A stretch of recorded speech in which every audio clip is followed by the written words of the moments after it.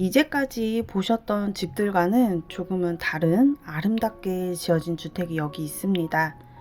아산 시내와 유명한 신정호수를 걸어서 다닐 수 있는 우리 주택, 지금 만나러 갑니다. 오늘 영상을 만들기 위해 권리 분석하는 과정에서 다소 놀라운 사실을 알게 되었습니다. 어떤 분들에게는 도움 되시리라 생각하고 만들어 봅니다. 자세한 내막은 잠시 후에 설명드리는 걸로 하고요. 마을부터 둘러보도록 하겠습니다. 둘레길이 너무 아름다운 신정호에서 마을길 따라 조금만 오다 보면 최근 건축된 전원주택이 모여있는 마을이 있습니다. 그 중에서도 조금은 독특하게 지어진 주택 한 채가 보이는데요. 바로 오늘 소개해드릴 주택입니다. 주택이 소재하는 정확한 위치와 꼼꼼한 물건 임장까지 정성껏 준비한 오늘 영상, 저와 같이 구경 가보시죠. 아산 시내를 막 벗어나서 왕복 2차선 도로를 살짝 가다 보면 저희 주택으로 들어가는 진입로가 보입니다. 포장은 잘 되어 있지만 진입로의 폭은 그리 넓어 보이진 않습니다. 교차 통행이 안 되어서 비켜주며 가야 하는 곳도 있었는데요. 2차선 도로에서 주택으로 진입하는 도로가 3곳 정도인데 시내 쪽에서 오다 보니 마을길이 가장 긴 쪽으로 진입하게 되었네요.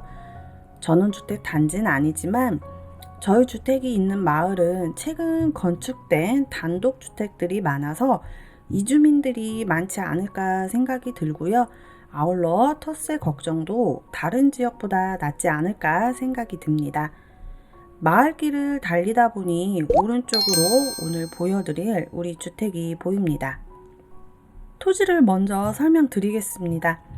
저희 토지는 자연녹지지역에 포함되며 도시지역, 개발 행위 허가 제한지역, 자연취락지구, 가축 사육 제한구역, 중점 경관 관리구역으로 지정되어 있습니다.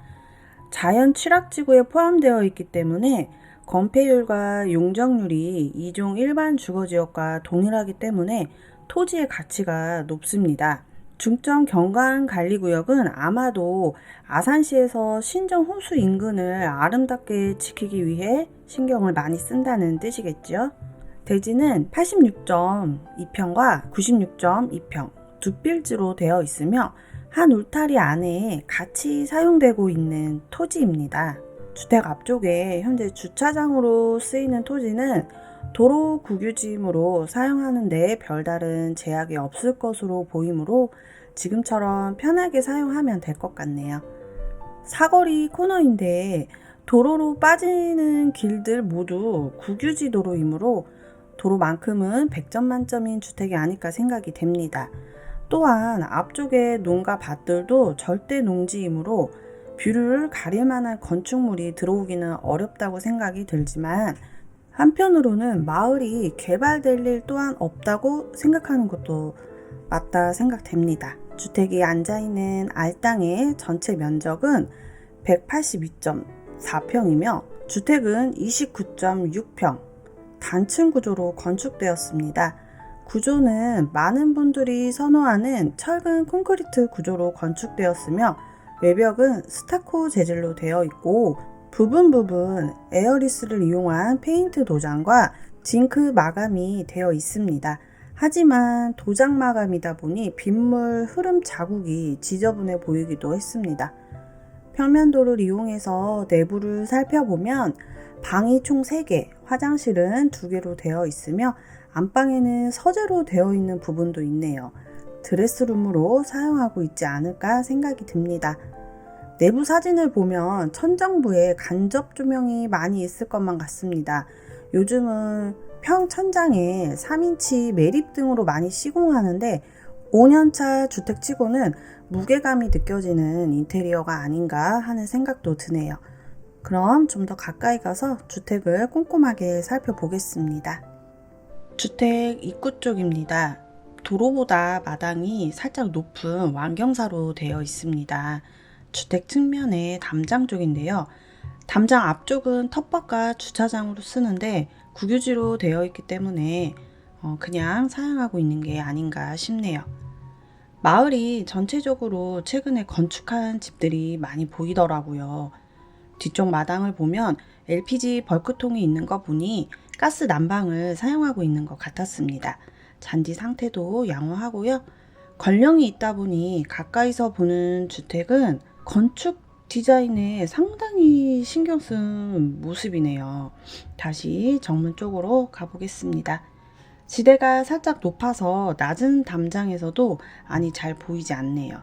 집에서 보는 뷰는 한적한 시골 마을인 것 같고요. 사거리 코너에 맞닿아 있는데 전부 국유지라 도로 걱정은 없겠어요. 주택 입구 쪽에서 마당 안을 보도록 하겠습니다. 대문도 굉장히 고급스럽고 측면에 있는 우체통에는 수거하지 않은 우편물들도 조금 보였습니다. 잔디 상태도 좋고 군데군데의 디딤돌도 보이네요. 마당이 넓어서 어린 자녀나 강아지 키우시는 분들이 상당히 좋아하실 것 같아요. 평범한 디자인은 아니다 보니 건물의 디자인은 호불호가 있을 것 같아요. 건물 측면에는 국어가 있는데 국어 폭도 꽤 넓은 편입니다. 그 뒤로 담장은 석축 위에 시공되어 있습니다. 지대차가 있어서 마당 안쪽은 전혀 보이지 않네요. CCTV도 보이고 이제 건물 뒤편도 볼 건데요. 뒷집과는 별다른 담장 없이 지내는 것 같아요. 뒷면 쪽에도 측면 마당을 한번 볼게요. 측면 마당도 깔끔하고요. 아이들이 놀았을 놀이기구도 있고, 그리고 주택 뒷면 쪽으로 가볼게요. 건물 앞쪽보다는 해가 잘 안 들어오니까 이렇게 물때가 많이 낀 모습을 볼 수 있습니다. 손을 봐야 깔끔해질 것 같습니다. 징크로 되어 있는 부분에는 연통이 나와 있는 걸로 봐서 보일러실인 것 같네요. 주택 뒤편은 아스콘 포장되어 있고 LPG 검침개가 보이고 있습니다.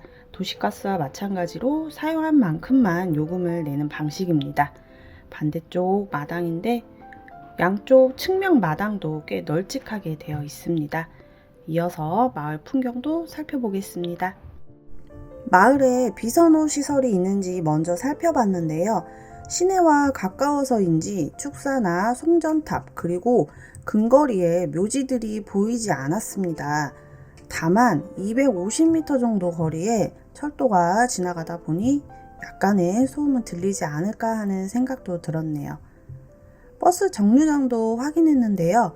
걸어서 6분 거리에 신정호수 버스 정류장이 있었습니다. 이곳에서는 1시간 정도마다 배차가 있는 걸로 나오는데요. 시내권에 가까운 것 치고는 배차가 너무 없는 게 아닌가 생각이 듭니다. 버스 노선도 살펴보겠습니다. 아산 시내가 가까이에 있기 때문에 아산 시내를 당연히 거치며 멀리는 삽교호 공원까지도 한 번에 가는 버스가 있더라고요. 아산시 같은 경우에 고령의 경우 시내버스가 무료인데 주말마다 버스 타고 삽교호 구경 다녀도 좋을 듯 합니다. 주변 지역으로는 위쪽으로 평택시가 있고요. 옆쪽으로는 당진시와 천안시가 있습니다. 아래쪽으로는 예산시도 보이네요. 아산시의 인구 변화를 보면 최근에는 증가하고 있는 걸로 나옵니다. 아마도 탕정과 배방의 발전으로 인구수 유입이 활발한 것 같습니다. 주변 거래 시세 살펴보겠습니다. 주변에 최근에 대지 거래가 없어서 표본을 찾기는 힘들었지만 농지가 대략 70에서 80만원가량을 감안하면 대지의 경우 100만원 초중반 정도 거래되지 않을까 생각이 됩니다. 매각 물건 현황을 살펴보면 토지의 경우 제곱미터당 58만 3천원으로 감정되어서 토지의 전체 금액은 약 3억 5천만 원에 산정되었는데 이를 대입하면 주택 금액은 3천만 원대로 내려간 상태입니다. 건물은 약 2억 원 정도에 감정 평가되었는데요. 평당 670만 원으로 계산되었는데 요즘 건축비가 워낙 많이 올라서 철근 콘크리트 주택 같은 경우 800에서 900만 원대에 건축하는 걸 감안하면 5년차 건축물은 시세와 크게 벗어나지 않는다는 느낌을 받았습니다. 사건 번호 2023 타경 4942번이고요. 소재지는 충남 아산시 방축동 361-5번지입니다. 건물과 토지 전부 매각 물건에 포함되어 있습니다. 현재 임차인이 있는 상태로 대항력이 없어서 인수하지는 않겠지만 미배당 되는 금액이 꽤 큽니다. 명도의 부담도 생각하셔야 할 듯 하고요. 게다가 말소 기준 권리보다 단 하루 늦은 전세권 설정으로 세입자의 입장에서 한순간에 너무나 큰 돈을 손해보게 되었네요.